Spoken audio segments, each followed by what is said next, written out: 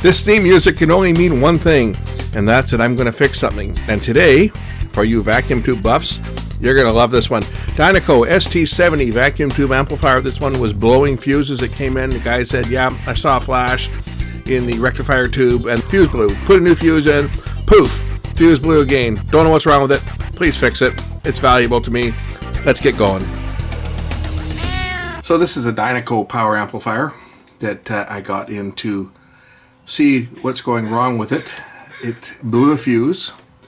The fellow that owns it bought a new fuse and put a new fuse in and had the new fuse blow immediately when he tried to power it up. So we don't know whether there's a short somewhere in it. We don't know where the fault is. I do have this plugged into my current limiting light bulb, so there won't be any fireworks. But we're going to power this amp for the first time and see whether we can see what's going wrong with it. This one does use a vacuum tube, rectifier tube, so the most likely tube that's failed is this one here. That's the rectifier tube. It's a 5AR4. And that's the most likely culprit, other than something catastrophic like a shorted transformer, which we hope it doesn't have. So let's power this thing up and watch what it does. So the light's not going really bright, but it of course is. It is. Now it's going dim, so everything's warming up. So we'll see what happens here as this amplifier warms up, whether this tube is going to short.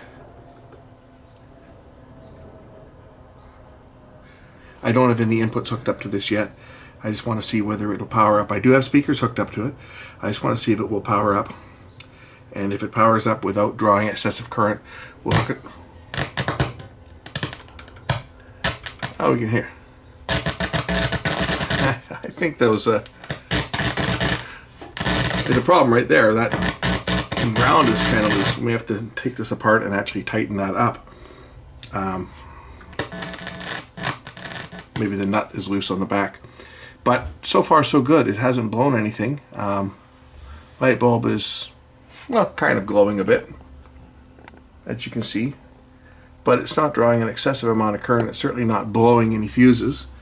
So I think what we'll do is we'll hook up an audio source to this. Obviously, I have to go through a preamp to operate it, or use a audio source that has a variable output, because this is just a power amp.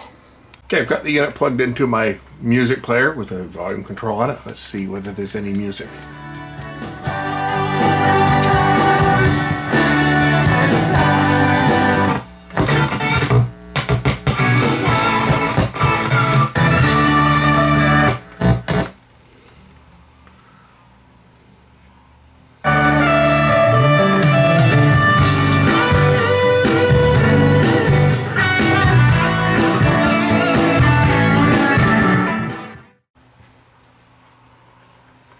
I think I'd like to tighten that control. It's a bit loose, but it's playing.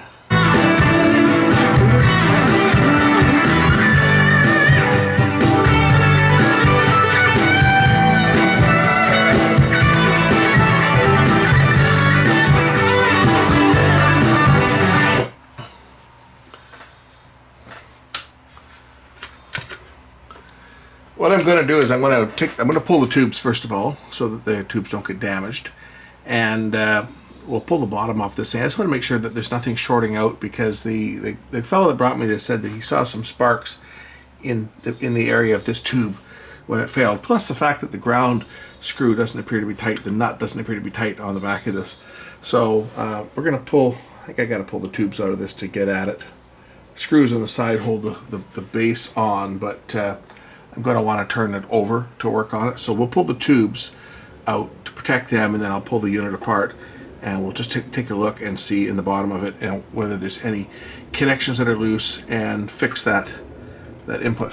Whenever you remove tubes from tube amplifiers, these are biased depending on the socket, so you got to get them back in the right socket. So I've I've marked them all: left front, left rear, right front, right rear, to determine which tube goes in which socket on the amp. Same with these ones here. I'll mark these ones 1, 2, and 3, just so I know which one goes in which socket. That way we won't affect any bias settings for anything. One thing to note is these screws are not tightened all the way in. When you put these back together, you can't tighten these things down or you'll bend the metal sides. Because as you can see, they're actually sitting over the edge of the base.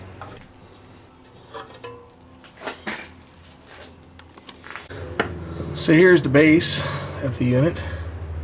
Oh, yeah, here, take a look at this. This is our rectifier tube here. I think we found part of the problem right here. Look at this, bad soldering. This is probably a kit. Most of these Dynacos were, and a lot of kit builders had absolutely no idea how to solder anything. And this one here doesn't even look like they attempted, besides all the spider webs in here, doesn't even look like they attempted to put any solder on that one at all, because that pin is completely dry. So we're going to give this thing a solder up job and tighten up some screws and tighten up that input jack on here. And that, I think, will fix this thing. Because there's not much in a tube amp. They're actually very simple. People are scared of them because of the high voltages, but a tube amplifier is actually probably one of the simplest pieces of electronic equipment you can own. And they're not really much of a challenge to work on tube stuff. There's a reason why a lot of the guys on the internet like to play with tubes. It's because tubes are easy. You don't need much as far as electrical knowledge and background to work with vacuum tubes, because they're a pretty simple device compared to some of the more advanced devices, transistors, MOSFETs, ICs, which require a little bit more skill to work on. Vacuum tubes themselves are fairly simple, especially when you've got point-to-point wiring like this. But yeah, we'll fix that connection. That one doesn't look to be too bad. That one there is also maybe questionable. You've got your two high voltage leads going in on your vacuum tube, and then you get your filament leads, and then your B plus out, which would be this red one here. Just going to go over to the main filter capacitor over there. Now I'm kind of being careful because the filter caps on these can hold quite a nasty charge. Let's just see how much juice is being stored in this one. Solid state devices are relatively simple, or relatively safe to work on because you're dealing with low voltages, and solid state devices, being solid state, will continue to draw current even when the power's powering down. There's always a certain amount of leakage in solid state devices, which will discharge capacitors. Not true in vacuum tubes. Vacuum tubes, being a high impedance device, when they go off, any voltage that remains in the capacitor could stay there for a while. But this one here has got, what's it got in here now? 14 volts is remaining. It's not going to hurt me. But if I applied power to this thing and let this thing charge up, there'd be closer to 500 volts on the B plus rail. And the 500 volts would remain there until the tubes went into conduction. But because I unplugged it, the tubes were still warm. They are going to draw down that B plus until the tubes cool down and go out of conduction. And then, of course, anything that remains is going to remain there until we discharge it. 14 volts is not going to hurt anybody, but better be safe than sorry. We'll just ground it out so that there's no voltage at all on the B plus rail. So now it's dead. And I can leave this in just for safety, because in high impedance devices, capacitors have a tendency to recharge themselves, to build up a static type charge.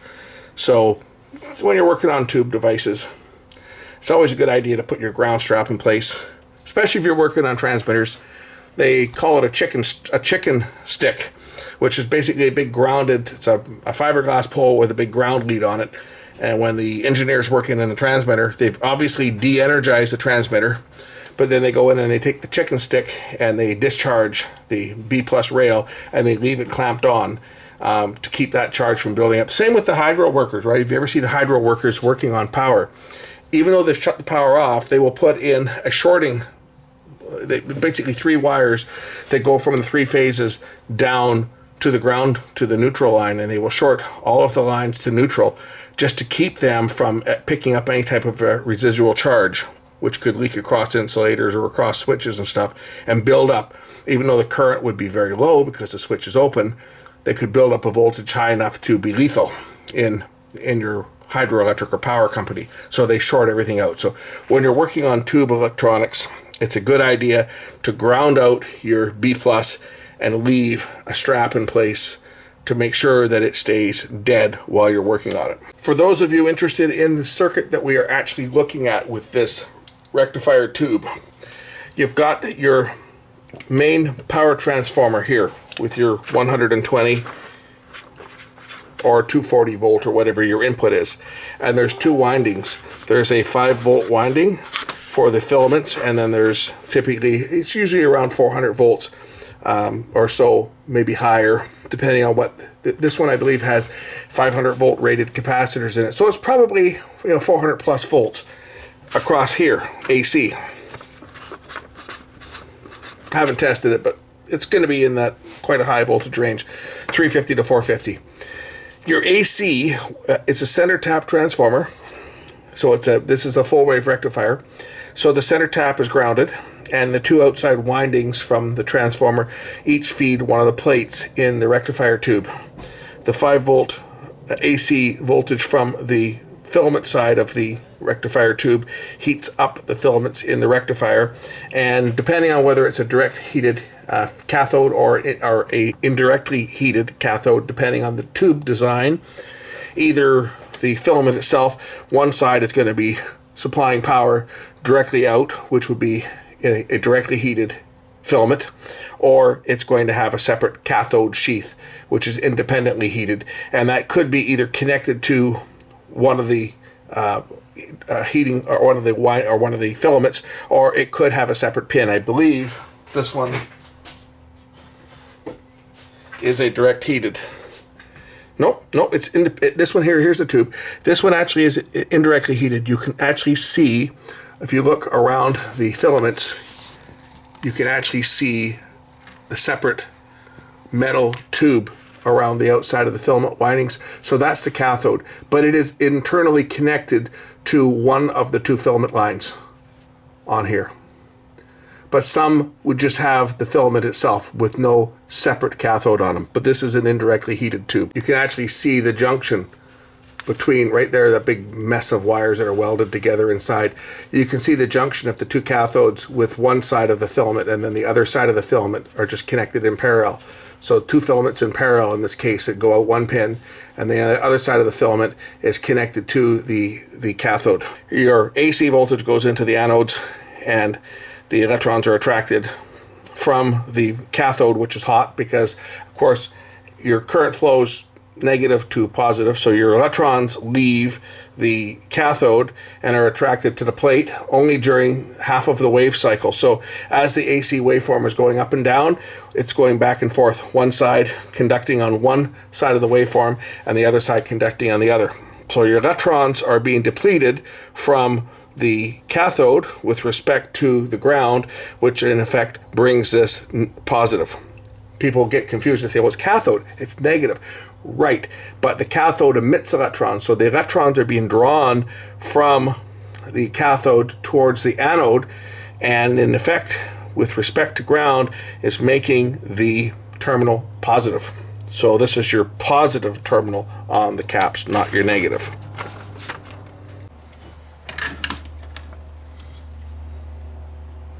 Yeah, this one wasn't even soldered. The guy that built this, I'm surprised it's worked this long before it blew up. It's probably been working in half-wave rectifier mode all this time, because if that wire wasn't making a connection, of course it would still work, but you're only using one half of the rectifier, which is really going to pull a lot of current through one side and wear out one side of the rectifier tube faster than the other. But it may have been working, but I'm sure that's where his sparks came from, and that's why it blew the fuse, is because of a bad connection. We'll redo all these ones. I'm going to check the rest of them. Some of the other ones don't look too terrific either. On some of the other tube sockets, they look kind of questionable, so we're going to do them all the ones that look bad. They're going to get all redone.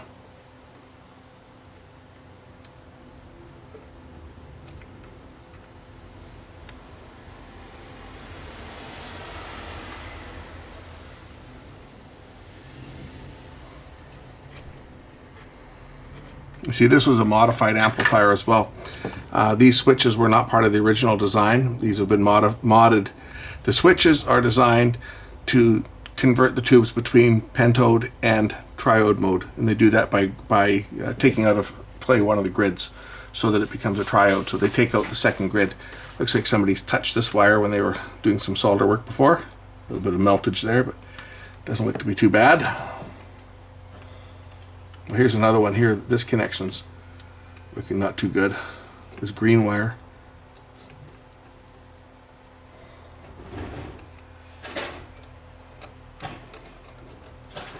Redo this one over here.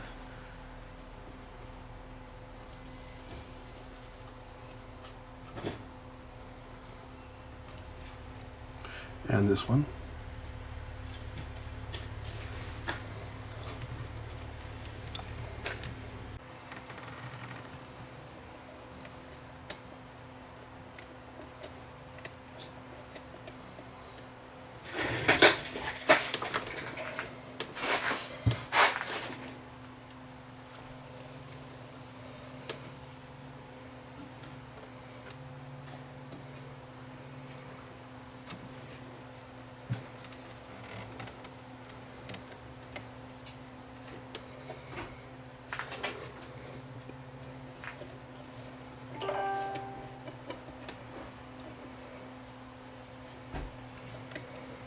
Yeah, those ones look okay.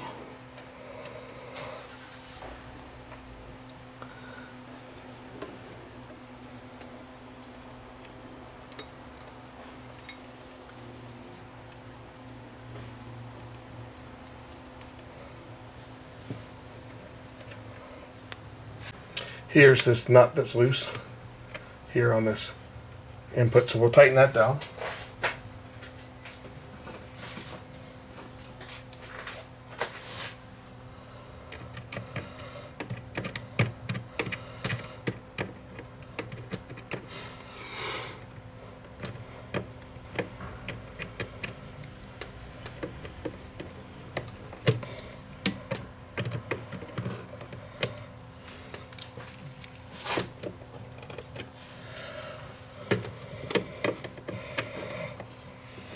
Okay, I've tightened up the ground screw for the left channel input, and I've inspected all the connections.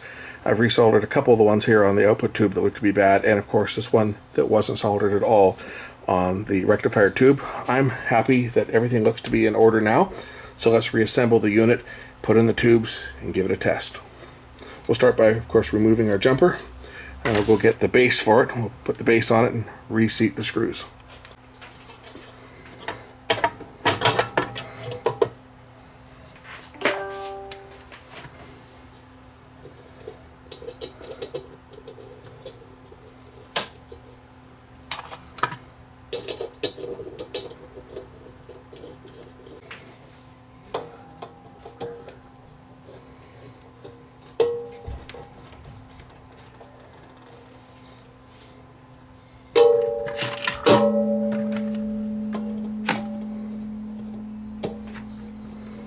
I have a Yaquin tube amp myself, which is a Chinese amp, but it's the same idea as this, right?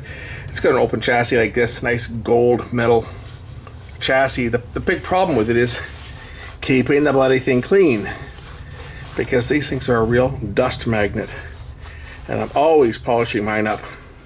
Now every week I have to get out a rag and clean it up, because they really pick up the dust. This one's been modified, as I said, this one's been modified for the triode pentode switch on it, and when you switch these, you got to make sure you turn the power off before you do it, otherwise you could pop your tubes. Okay, unit's ready to get the tubes reinstalled. Let's grab the box of tubes. I marked all the tubes with a number so that I know where they go. That one's number 3. So that one goes here. Number 2.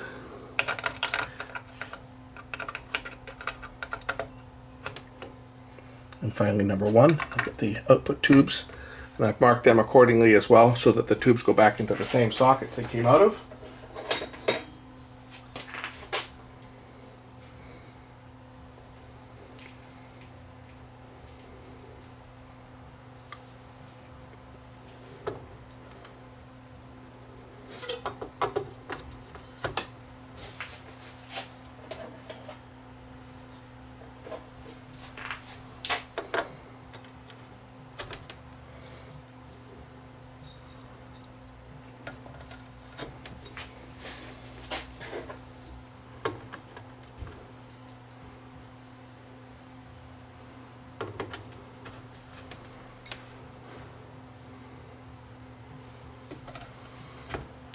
Okay, moment of truth. Let's fire it up. So like before, I am going to power it up through the current limiter. We'll see this go bright initially as the filaments start out at a very low impedance until they warm up. So they draw a lot of current, or very low resistance I should say. They draw a lot of current as they warm up, so then it drops back. So the light goes dim, and then as the power starts to come on, once the rectifier starts to produce power and the DC voltage starts to come up, then the light will get a little bit brighter again, and we'll start to get sound once I get the sound playing.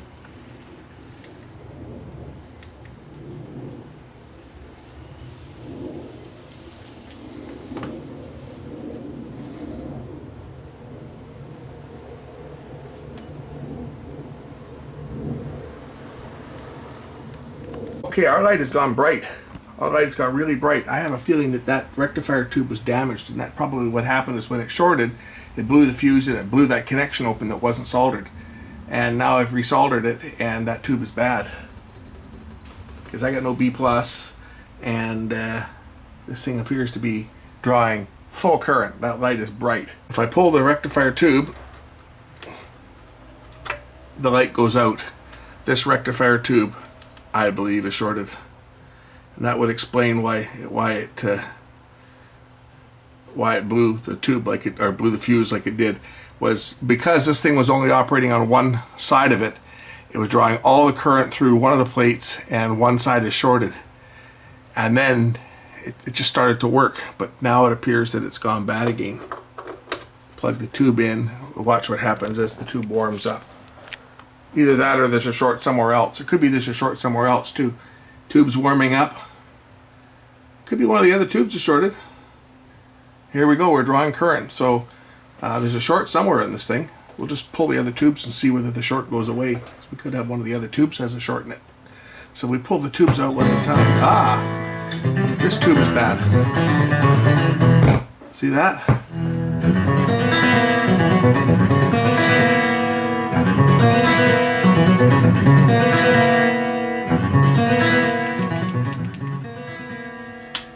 So we know that this tube is bad. If I take this tube and plug it in to either of the sockets, right, because they're both wired the same, so if I get this thing back far enough so that you can see the light, if I plug this bad tube into either of the sockets, you're going to see the light go bright right away, pretty much. Now it's going to make a liar out of me.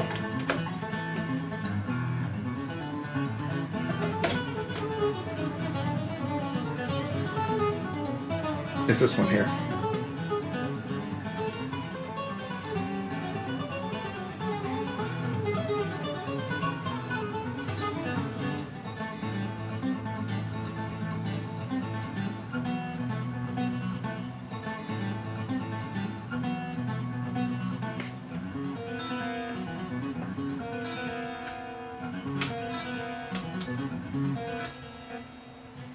You can also hear the output on that channel is much lower.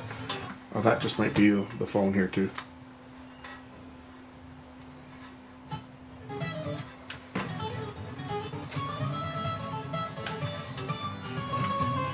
Now it's working, but this tube here, this one here is the one that was drawing all that current. So of course now it's working, but we saw when I unplugged this tube that the short went away and the sound came up on the left channel. So this tube here is bad, and just the process of removing it and putting it back in a couple times appears to have cleared the short on here. But this tube here, it's got a grid short or something, some short inside that's causing the amp to go into full conduction.